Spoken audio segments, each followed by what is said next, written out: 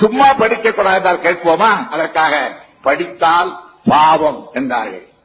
வெறும் பாவம் என்றால் பயப்பட மாட்டோம் அல்லவா? படித்தால் நரகத்துக்கு போவாய் என்றார்கள். அதையும் மிஞ்சி அவனால் படிக்க வந்தால் அவனை பிடித்து அவனுடைய நாக்கை இழுத்து வைத்து கொள்ளிக்கட்டையால் பழுக்க காய்ச்சி இரும்பால் சுட்டார்கள்.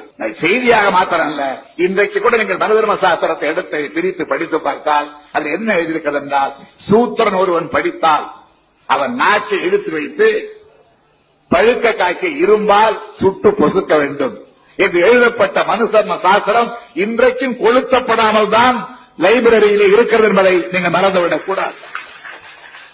அவர்கள் கொளுத்தப்படவில்லை தவிர அதில் உள்ள கருத்துக்களை கொளுத்தியவர் பெரியார், அதில் உள்ள கருத்துக்களை காலையிலே போட்டு பிரித்தவர் பேரறிஞர் அண்ணா, அதில் உள்ள கருத்துக்களை தூக்கி கடலில் இருந்தவர் டாக்டர் அம்பேத்கர்.